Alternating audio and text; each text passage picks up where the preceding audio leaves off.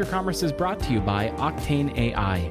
Let me ask you a question. Do you want to leverage more customer data and increase your revenue at your brand? The answer should be yes and yes. And with Octane AI, every Shopify and Shopify Plus merchant can do just that. Learn about your customers and collect buyer profile data with engaging quizzes and create personalized campaigns and flows using Facebook Messenger and SMS.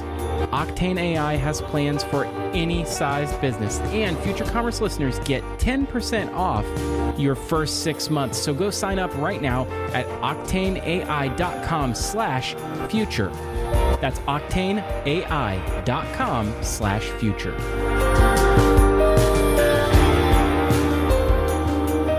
Hello and welcome to Future Commerce, the podcast about next generation commerce. I'm your host, Brian Lang. And unfortunately, I'm without Philip Jackson today, but fortunately, I have one of the most exciting guests we've ever had on the show, Ben Schott, columnist for Bloomberg Opinion. Welcome, Ben. Hello. So, Ben, I can't tell you what a pleasure it is to have you on the show. Philip and I have both referenced your writing significantly and are huge fans of what you had to say and sort of your take on what's next in commerce. And there's an article you recently wrote called The Adorkables, which I absolutely love the title of, and we're going to get into that a little bit today. But before we get into some of the stuff that you've written and what's next and what's ahead, tell us a little bit about yourself and let everyone know who you are and what you're doing. Okay, so I was born in London. My name is Ben. I am a writer for Bloomberg Opinion, but previous to that, I was very briefly in advertising. I worked at J. Walter Thompson for about 6.5 minutes. I then became a professional photographer for about 10 years. I then wrote a book by accident that became a bestseller. It was a Christmas card that went right and became a bestseller, bizarrely called Schott's Original Miscellany. I then wrote 4 miscellanies, 6 almanacs. I've written a couple of novels, and I'm now writing about brands, branding, advertising, strategic communications. Yes, and are you ever? So many interesting things in this world to write about, and what a storied career you have. I don't know how you accidentally write a book. Hopefully I accidentally write a book someday too. I'll just stumble into it. That would be fun. But very interesting stuff that you've been putting out recently, especially for our world. You know, here at Future Commerce, we're constantly thinking about what brands are up to and you know how they're evolving and what's next. And one article in particular that you wrote, has it been about a year now since you wrote the Brands article? No, well, it was September, last September. I mean, the problem is now time is in this weird telescopic moment, so everything feels like 13 years ago. It really does. Just last September. Wow. I have no concept of time anymore. I don't know how many months we've been in quarantine. Everything is starting to become a blur. So it doesn't surprise me at all that it was just in September that you wrote this. And I referenced that article significantly in my Existential Brand series that I wrote. It was shortly thereafter, actually, I think it was right around the same time in September. But just, for the uninitiated, tell us a little bit about what that article was about and what Brands are. So Brands are the identikit army of disruptive direct-to-consumer startups. So the vanguard of which we've got companies like Casper, Oscar, Warby Parker, Away, Harry's. And then you have this vast infantry of wannabes and copycats. Now, Quip was the one that sort of the article begins with. So Quip, I think people know, is this subscription toothbrush. By the way, the notion of a subscription toothbrush, if you told my grandfather that, he'd slap you. What an absurd idea to subscribe to a toothbrush. But anyway, and he was a very gentle man. But what's hilarious is that Quip launched at least a dozen copycats: Gobi, Burst, Bokeh, Brush, Gleam, and Shine. But hilariously, it also prompted Colgate to launch Hum, a smart toothbrush that guides consumers to brush better. And if you go to the Hum website, there are two things. First of all, it looks nothing like the Colgate website. It's like a mini microsite. And second, it looks like all of these other brands, these blands, because these blands all have a look and a feel that's neutral, pastel, sort of your friend, under the radar. And the entire point is that what brands do is they play this game. It's a game of duality. So what they do is they claim simultaneously to be unique in product, groundbreaking in purpose, and singular in delivery, while slavishly obeying an identikit formula of business model, look and feel, and tone of voice. And this toothbrushes are just the tip of the spear. This is something that's, or the tip of the iceberg. This is, we see this across industries, from toothpaste to food, frozen food, to ramen, to whatever it is. Like there's literally every product out there that you can think of now has a brand that associated with it. That's my take, at least, is that we're seeing this pop up everywhere. But I think you sort of evolved that thought process into seeing some new types of brands pop up. And the next article you wrote was one on what you called Dazzle Brands. So tell us a little bit about that. Well, so this is true. So there's this thing about brands, they're sort of ineluctable, and this notion that they're all sort of the same. They all share this look and feel. And you can almost construct a homo blandus, a Swiss Army knife of interlocking brands. You awake on a Casper, you throw back the Brooklyn, and you reach for the Warbies, you chug a Silent, you log onto Slack, you Grubhub a Sweetgreen. These are all little independent sort of groups that join together to create this bland life. Now, the bland article really touched a nerve with a lot of people. And a lot of people said, well, all right, how do you avoid being a bland? I literally had founders saying, oh my God, I think I'm creating a brand. What do I do to stop being a bland? I won't name names, but it was remarkable, the number of people who sort of felt this either reflected what they experienced or reflected the products that they were creating.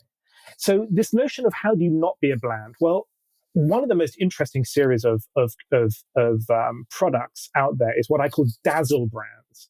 Now, Dazzle actually has an obvious notion, as in, shiny and glitzy and whatever. But Dazzle actually comes from the First World War. And there was a British artist called Norman Wilkinson. And he pioneered a counterintuitive form of marine camouflage called dazzle painting. Now, what he did was he took massive warships and he literally painted them in huge black and white zebra stripes, right? Which is the complete opposite of what you think camouflage could be. Now, his thinking was that invisibility against submarine attack, U-boat attack, was impossible. You literally couldn't hide these because you've got a ship on an ocean. If you paint it blue, the sky doesn't work. If you paint it gray, the sea doesn't work. So what he said is, if you can't make something invisible, you have to make it difficult to target. So if you think about all sorts of brands, specifically, for example, alcohol brands or car brands or hedonic brands. So I'm talking about potato chips or butter or cream cakes. What they do is they distract you. They make you look in a different direction and they hide the fact. So what they do for potato chips is they persuade you that bad is good. So reduced guilt Trader Joe's or skinny popcorn. Or they persuade you that good is bad. So margarine is branded, I can't believe it's not butter. They don't mention margarine, utterly butterly. They say, oh, actually, you're getting something good, but actually it's bad because everyone likes butter. Or they persuade you that bad is bad, but what the hell? And if you look at one of the most famous Dazzle brands, in my opinion, is Death Cigarettes. So here was a brand, a short-lived brand, that literally had a skull and crossbone on the packet and called itself Death. The point being is that every smoker knows smoking is bad for them nowadays. And if you can't sort of hide that fact, you might as well dazzle it. And it's almost, sometimes the headline is so big you can't read it, is the point. That's really interesting. Yeah, it's that sort of double speak thought process, that Orwell sort of defined, where like words are changing. Like we're changing words to mean the opposite of what they actually originally meant, if you will, like and sort of just creating such confusion or just sort of subverting things or, changing things so much that you can't even really identify the fact that it is what it is. That's really, really interesting. I suppose the thing about Dazzle is that it sort of hides in plain sight. I mean, perhaps the most famous is Avis. Now, Avis was number 2 to Hertz. And Avis basically said, Avis is number 2, so why rent with us? Because we try harder. They took a massive negative, as in they were the smaller brand. And they said, no, because we're number 2, we have to make sure that the ashtrays are clean. We have to make sure that the wipers aren't worn. We have to make sure that the tires are well inflated because we're number 2. And that's, if you can't hide your number 2 position, essentially attack number 1 for being lazy. Pure Dazzle. That's so good. So good. And then you wrote another article recently called Adorkables. And so this is the next iteration of brands, moving from Blands to Dazzles to Adorkables. So tell us about the Adorkables. So Adorkables are a growing gang of disruptive brands that deftly target Gen Z with a jarring visual aesthetic and an authentic emotional appeal. Now, in some ways, they're very similar to brands. They're D2C. They tend to be single. So, you buy one thing. It could be, a single, it could be sweets, or it could be clothing. It's a little niche that they have created. But there's a difference. While brands seduce millennials with an ever-receding notion of self-actualization, what Adorkables do is they double down on Gen Z's internal conflict between self-consciousness and self-promotion. They're awkward, they're strange, they're visually jarring. And I suppose, in the zoology of consumer capitalism, if old school brands are lumbering elephants and Blands are these well-fed, sleek underdogs, then Adorkables are sort of baby giraffes. They're goofily cute, endearingly wonky, yet somehow tenacious, growing, and strong. See, this is something we've definitely been talking about a lot at Future Commerce. The idea of sort of and I love how you just put it, that's sort of the internal struggle of Gen Z. And, that this idea of like things being sort of like two things at once almost, where it's like they're good brands, they're really interesting concepts, but they've got this sort of like ironic component or self-aware component, or like there's something, and there should be a name for this, and maybe Adorkable is the word for it, where something could be completely ironic and self-aware, but also really good and like even potentially beautiful at the same time. Well, this is the notion of Adorkable. There's adorable and dorky, this sort of gawkily cute. If you take, I think, for me, the kind of entry product into Adorkability is this brand called Starface. Now, Starface essentially creates sort of zit plasters that you put over a spot that's erupting, and it has a chemistry that essentially dries up the spot. It dries up the pus inside. Now, there's nothing new about this product. So Clearasil have overnight spot patches, which is an old school brand. There are all sorts of Blands that have these very elegant miracle patches. And then Adorkable said, hang on a sec, teen acne is, let's bring it out of the shadows. Let's bring it out of this kind of something to be horrified by and embarrassed by. And it causes psychological as well as actual physical scars. And so Adorkable Starface created bright yellow pustule patches that you put on your face, and they draw attention. It's like a yellow highlighter marker. They even have, pride rainbow stars that you put on your face. This notion of, again, and this is this sort of Dazzle notion, is to look, if you've got really severe acne, everyone knows it, you can't hide it. You might as well take a bit of pride and take back control and say, yeah, I have acne. Pretty much everybody who goes through puberty has acne. And here it is. And don't be ashamed of it. Don't try and conceal it, but be confident and upbeat and own yourself, which is a very Gen Z sort of sensibility. Yeah, absolutely. In fact, Starface, we are in complete agreement. We back in this summer, summer of 2020, we released a report called 9 by 9, which was 81 brands that we sort of thought represented our view of the world. And one of those views was about a psychographic called CARLY, which is predominantly from Gen Z. And they, CARLY's world thrives on impermanence. So cool things come and go much quicker.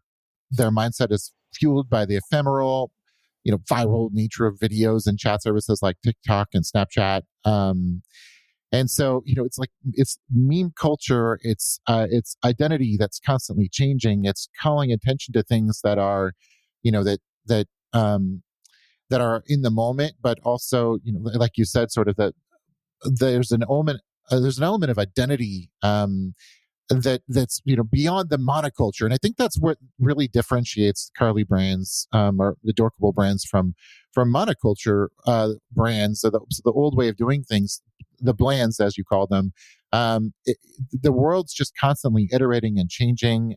And there's also sort of a response to an ever darkening world.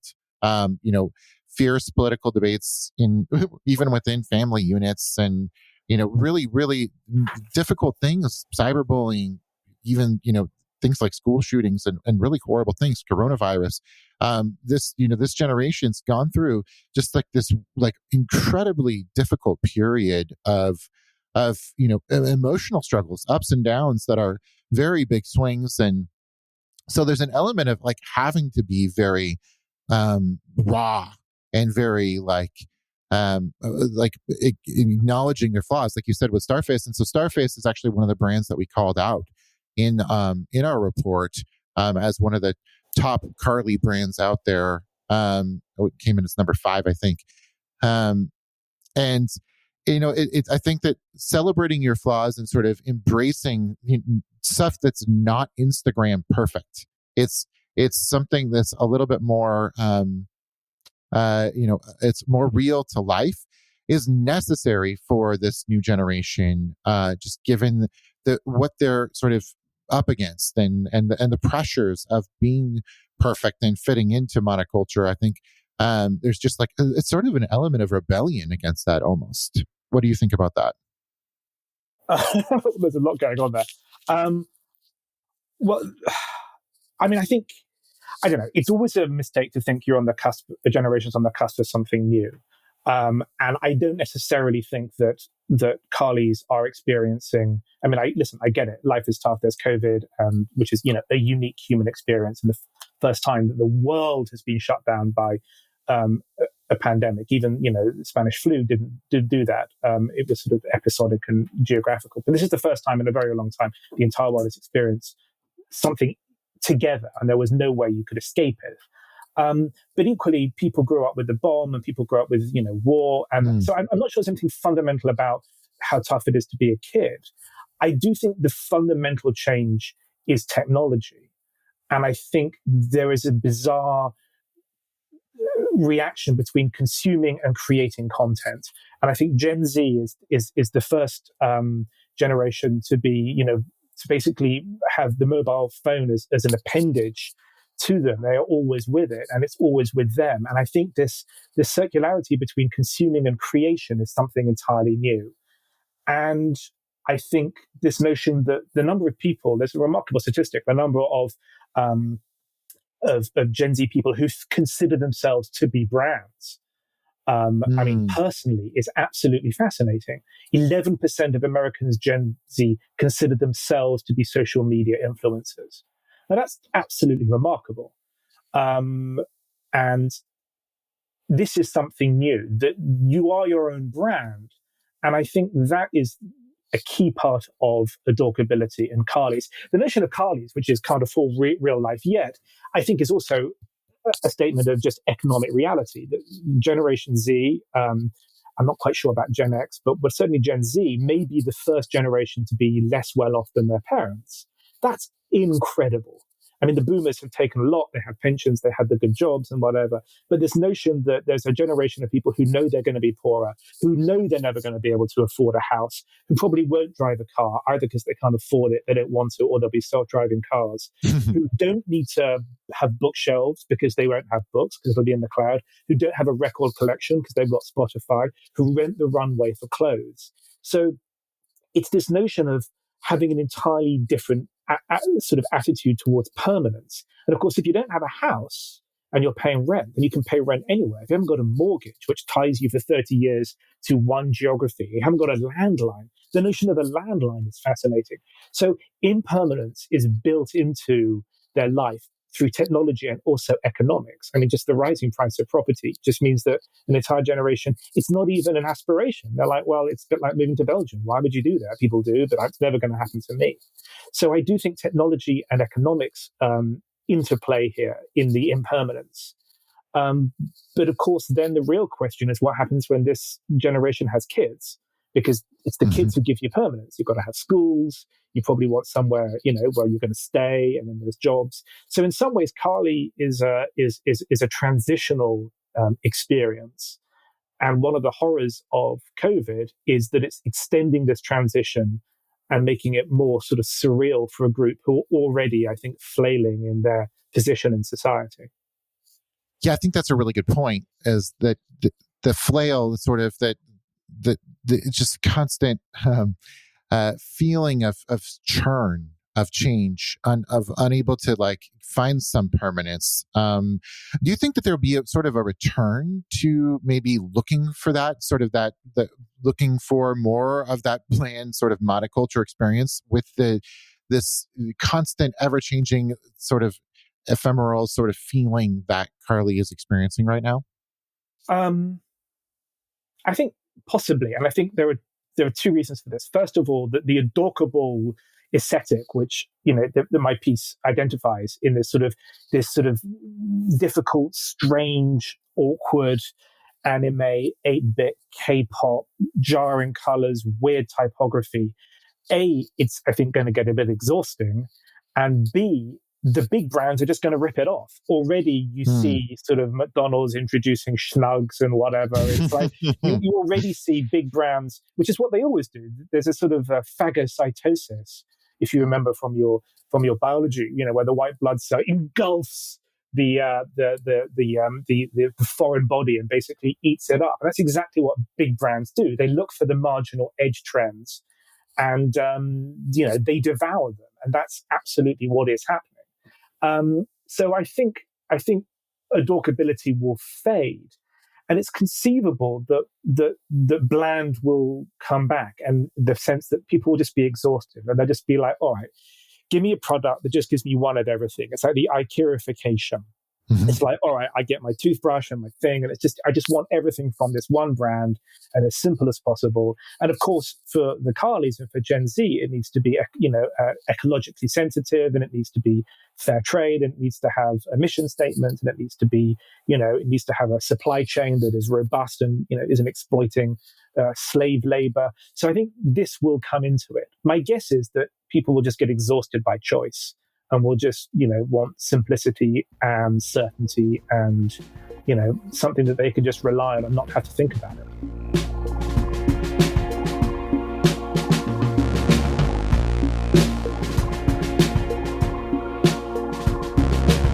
Hey, Philip here to tell you about our newest sponsor, Octane AI. If you are on Shopify or Shopify Plus, and who isn't, am I right? Then you need what Octane AI has to offer. I am a huge fan of guided selling, and Octane AI has tools that allow you to get to know your customers on a deeper level and collect more buyer profile data. And what does that mean? Well, it means that you can use things like shop quizzes, Facebook Messenger, SMS, and opt-in tools to allow you to engage your customer more personally so you can get on their level. More personalized campaigns and flows across all channel means more ROI. And that ROI that is driven from Octane AI is usable in other platforms with their integrations to other tools you're already using. Brands have already seen incredible results, up to 16x increase in email signups, and a 28% increase in AOV. That's average order value, money in your pocket. What are you waiting for? Octane AI has plans for any sized business. Future Commerce listeners get 20% off the first 6 months when you sign up. So why don't you sign up today? Go to octaneai.com/future. Once again, that's octaneai.com/future and tell them Philip sent you. In many ways, I would say that brands still dominate the brand landscape. Would you agree that CARLY still have, there's still a good amount of market left open for this? Like, I feel if you think about the brands that are out there and how many are out there, it still feels like they sort of dominate the market. They do. I mean, they were in there earlier and they have, vast venture capital behind them. I mean, they sort of present as underdogs, but my God, they're well funded. And I think in some ways, the Adorkability is a reaction against it. It's using the same techniques, but being sort of deliberately alienating. In my piece, I draw a comparison between what Adorkables do to like old folk like me at the grand old age of 46 is exactly like the mosquito. I don't know if you remember the mosquito. It's a device that beams out high frequencies that only kids can hear. Now, so the mosquito is like a speaker that blasts out this high frequency, and it was designed to essentially drive kids away from council estates or shopping malls because they were just annoyed by this noise that the adults couldn't hear. And there's something about these jarring visual aesthetics of Adorkables that people like me just go, oh, it's just ugly. It's got this normcore, ugly photography, badly set type, horrible, jarring colors. I hate it, but it's not for me. I'm not meant to enjoy it. I'm not even meant to see it. Just like the mosquito blasts out a sound that only kids can hear, Adorkables do not care whether I like them or not. So maybe I'm the wrong person to ask. And I feel like, this is interesting. I feel like this actually, it sort of does remind me of that rebellion, sort of back to like you mentioned, each generation sort of has the different things that they have to face. In many ways, there's nothing new. Like every generation has to face something. And there is this sort of, if you look at the 60s and the 70s and the 80s and how different generations sort of responded back at the things they were facing, to me, this sort of feels like that rebellion. Like, we're going to create something that adults and older people don't get so that we have our own thing. To me, that's sort of like an element of rebellion. No, I agree. And if the most obvious example is with fashion, and then really more obvious is music. I mean, music got louder, faster, more obnoxious. Punk destroyed disco, and deliberately so. And in art, you have, movements like, Dada, surrealism as a way of like challenging the status quo. I think this is something that happens in every generation. I question how many Adorkables. So, for example, punk was punk rockers. Punk bands did it, and they really did put, safety pins through their lips, and they really did drink and do drugs, and often to an early grave. This was at least real. I do wonder whether these Adorkable brands are actually run by Gen Z, or whether they're like, hang on a sec, we know the Gen Z tricks, and we're going to get venture capital in there. I don't know how many are actually created by the generation they're meant to appeal to, which is what music and art normally is. Now, obviously, big record companies come along and discover them. But, Sid Vicious, Johnny Rotten, these were real people and they lived their life and, they weren't faking. And I wonder how many Adorkables really are faking it. Whoa, that's like, I've got to process this because what I hear you saying is that rebellion is now led by the establishment. Absolutely, and the establishment always came in big-footed rebellion because there was money to be made, and that's just the way it goes. As I end the piece, the Adorkable bandwagon is picking up speed, and it's only a matter of time before its memes go mainstream. What once jarred becomes jaded, and the bleeding edge of consumer capitalism is blunted once again. There's a line from with Nell and I where Danny says, they're selling hippie wigs in Woolworths, man. The greatest decade in the history of mankind is over.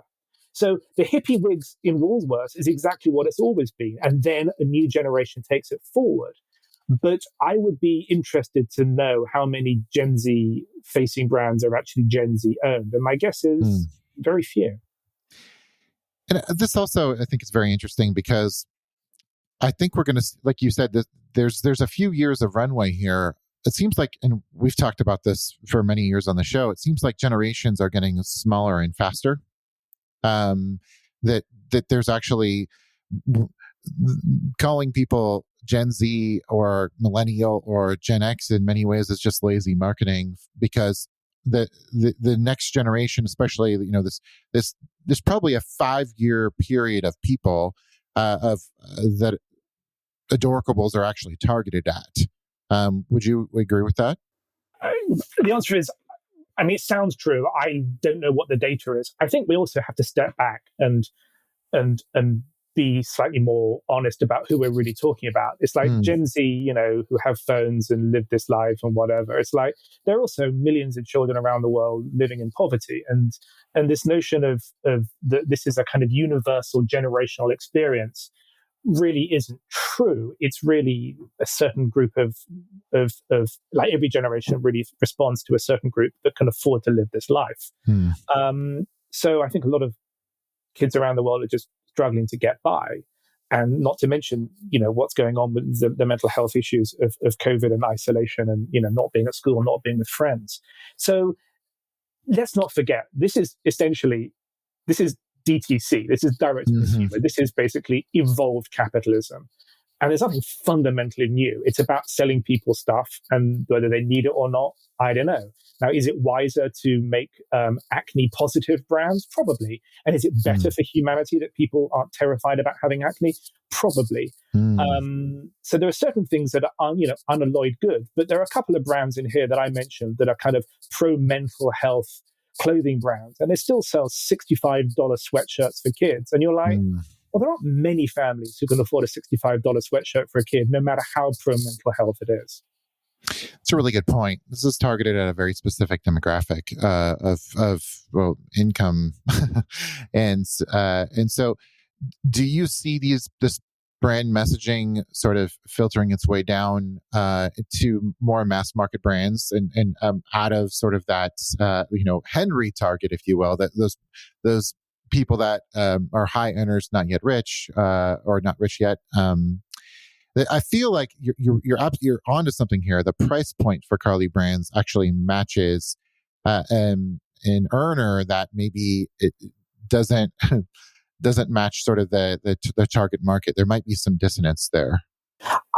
It's true, and this gets very complicated very fast. As again, we're talking about a small selection of people, but I do think this notion of impermanence is central, and I think if you can buy essentially, or rather rent, all of the world's music for $10 a month, which you can with sponsored by Apple Music, and your Amazon Prime gives you access to Audible books, and you can Netflix or whatever gives you access to this notion of like $10 a month buys you pretty much anything you want from that particular sphere is one thing. And then the other thing is this notion of property, and I think this notion of impermanence.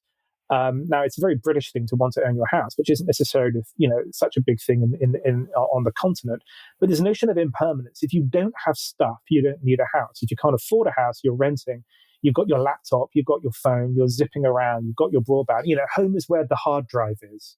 Is going to be the kind of Gen Z future forward look of life, and that means you could go anywhere, do anything, and it totally changes your attitude towards saving, towards money. And if you've lived through a COVID or you've lived through, another recession, you're like, why save? What am I saving for? And therefore, it's about experiences. It's about little products that give you a buzz. It's about makeup. It's about candy. It's about clothing that makes you feel good. That instant surge of gratification you get from consumption that then leaves you empty. But by that stage, it's time to consume again. So I think this is a very different notion to say my parents or their parents, where you saved, you got the best if you could afford it, or you just got by and, you kept a little notebook of all the money you spent. I don't think kids are going to do that. That's really scary to me. But the idea of just being fulfilled by the things we consume is absolutely terrifying. And I do believe you're right. We're headed towards that. Although I do believe this might be something, and as we've said before, things kind of come around in cycles. Well, hang on, Millennials, hang on. Sorry, yeah. it's not all negative. I mean, it's if you one of this notion of what Gen Z is, they want experiences. They want to go to concerts. They would rather, they'd be happily spend $60-$70 on seeing a band because this is a live experience, and they want to travel and they want to. So experiences are very important. So it's not just pure consumption, but it is about it sort of is about living in the moment rather than that sense of if I struggle and toil for 30 years, I might be able to pay off the mortgage of this kind of house that I've lived in all of my life. And it's like, is that the point of life? Yeah, and I think that's sort of exactly where I was headed, which is I feel like millennials kind of went through this as well. Like there was a moment where millennials sort of they also went through that impermanence phase. And then just recently, we've seen a move a little bit more back towards suburbs, towards home ownership, towards, not sharing things all the time as they started to move into positions of purchasing power and didn't feel hopeless about owning things after we got through 2008 and sort of saw a recovery. They realized, and they started to have children. There was sort of a bit of a movement back towards permanence, and maybe the bland aesthetic actually plays really well into that, and that's why we're seeing dominance by blands currently, because it actually matches where millennials are in sort of the maturity of their thinking around. Maybe I do want something a little bit more permanent, more lasting, more long term, and they're finding it out in places they never thought they would find it before. True, and I think I think there are two parts of blands that I think play to this. One is that they're not cheap, but they're also not great. There's that great phrase, premium mediocre. Right. They're they look good. They've got good branding, but they're often made in China. They always, designed in California, brackets, made in China. And so often, and not always, but often there's something basically sort of cheap and nasty about them, but given the veneer of quality. So they're one up from, the sort of the really tacky stuff, but they're actually not great. And I think the second thing about brands that, speaking to sort of millennials about this, is that sense of exhaustion. So one of the reasons why blands flock together, and I suppose Adorkables do in their own weird kind of anti-flocking way, is that once you've done the work. So I mean, this is why everyone wants to look like Apple. It's right. Apple has spent 45 years really struggling to hone down the brand, and now they have it, and their entire market proposition is summed up by a single silhouette. That's it. You can see it, and you know exactly what it's going to do and how it's going to feel. And a lot of brands start from where Apple finished, and they use that, and they want to look the same. They want to have this look and feel, because once you have, for example, done all the work to get Warby's, a brand that looks like Warby's for sneakers, you're like, oh, I know what that is now. I know roughly the price point. I know the values, and you don't have to do the research all over again. It's a bit like back in the day, when people bought Sony because they bought everything. Because they're like, listen, it's a great brand. I'll buy a TV, I'll buy a hi-fi, I'll buy a Walkman. I know what I'm getting. Is it the best? Reliable. Maybe not. Is it the worst? Certainly not. And I think this notion that the kind of this sonification, the blandification, means that once you've got into the psychology of one bland, the other ones sort of piggyback on that and go, yeah, what about us for your toothpaste? That is, I think you're onto something here, because it's sort of the Costco effect a little bit, in that when you go to Costco, you may not be getting something that's truly premium, but you're probably going to be happy with the thing that you buy. You know what you're going to get when you go in there, and you're going to be, you're going to be happy enough with your purchase because it's consistent. You know what you're going to walk away with. But of course, and that's true, but blands do more than that. So it's not just about the product and the price point. It's also about a sort of an ideological statement. They're all B Corps. They all have mission statements. They all give back a little bit to charity. They all sort of have, their websites always have, a full range of gender fluidity, a full range of racial fluidity. There's no judgment, there's no value, there's no, everyone's equal. That's absolutely a given with these blands. And in my bland piece, I compare it to, say, My Pillow. My Pillow, I think, probably more famous now than it was when I wrote the piece for all sorts of. But actually, it's absolutely fascinating. My Pillow, in many ways, could be a brand. It's direct to consumer, single product. It's but the look and feel is absolutely not bland. It's weird. It's jarring. It's kind of 80s. You've got Mike Lindell hugging the pillow. Plus, its politics are not inclusive, not kind. They are pro-Trump. They are. But also, here's the thing. My Pillow probably sells more than all sorts of bland pillow brands because, there's a huge demographic. Blands don't have to get everybody. They just have to get the people who like blands. And there's enough of those to make billion-dollar companies. Interesting. That's a really good point as well.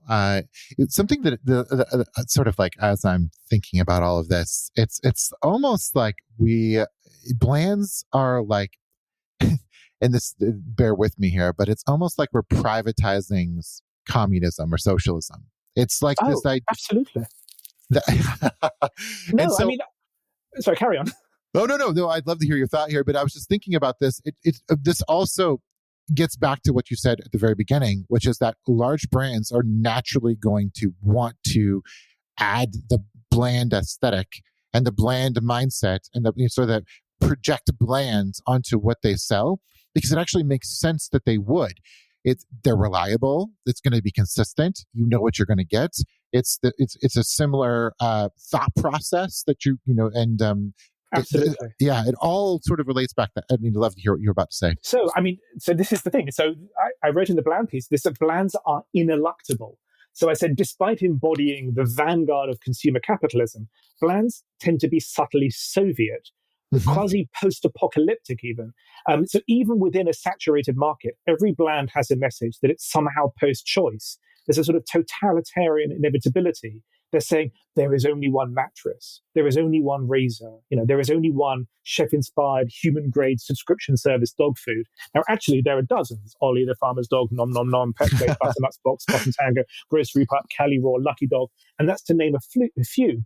But this notion now, and I towards the end of the piece, I discuss Apple, and of course, Apple created in 1984 one of the most famous adverts of the period, if not ever, right, where they, it's this Orwellian 1984, the right year, where they basically, there's this sort of female androgynous athlete who hurls a sledgehammer through Big Brother, and it's an absolute attack on IBM.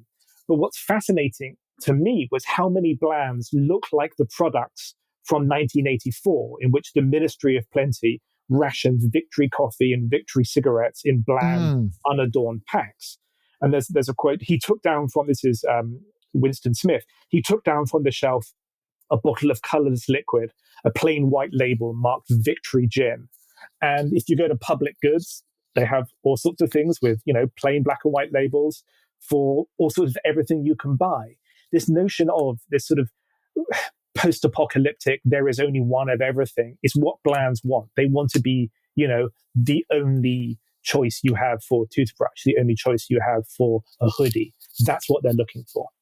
This is what made watching the movie Vivarium like really poignant to me, because I feel like that's sort of the ultimate like bland subscription service. I don't know if you've seen the movie, but it's the idea where people get caught in this world where they just receive the exact same bland products over and over and over, and they have to.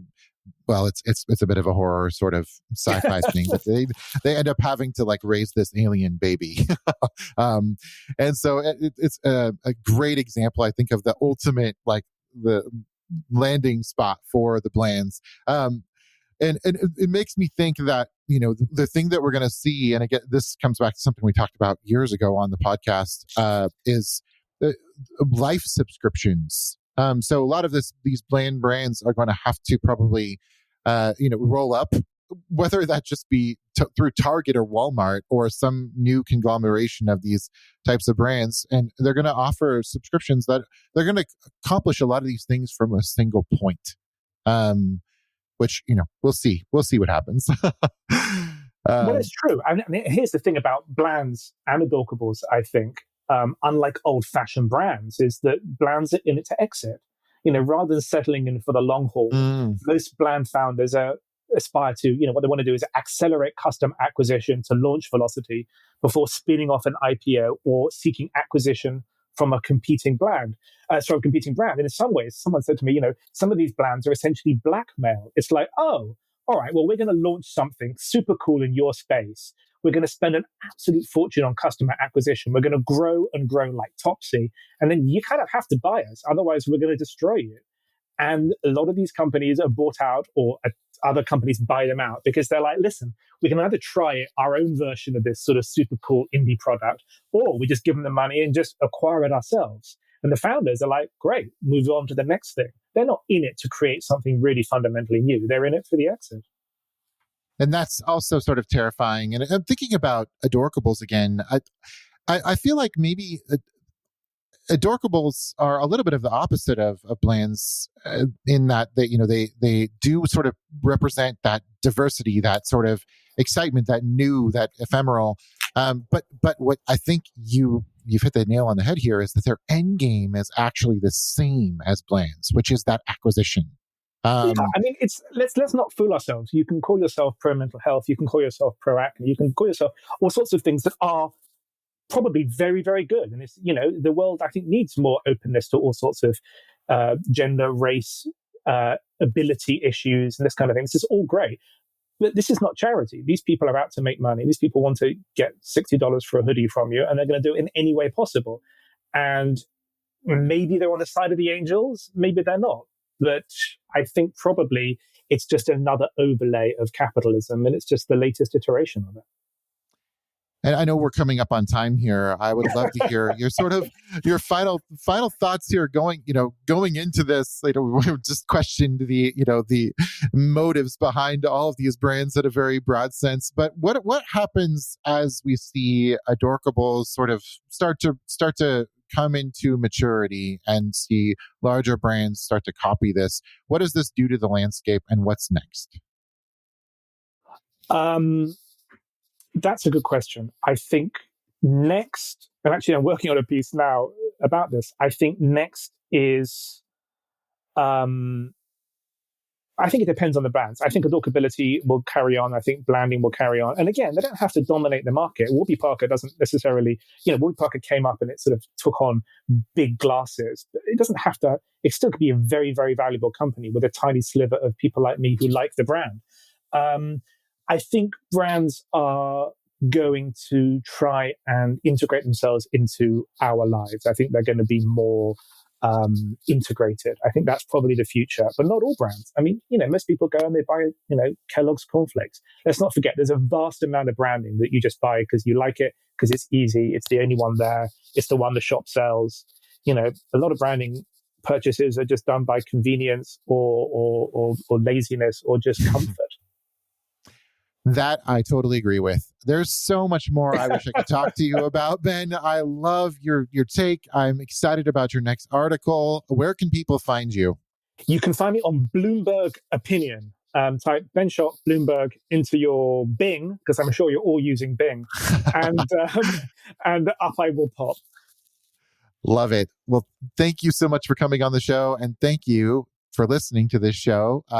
We would love to hear your feedback on Ben's thoughts here and his upcoming article, and your thoughts on Adorkability, CARLY, Brands, and the whole lot. So feel free to reach out to us, hello@futurecommerce.fm. Thanks for listening.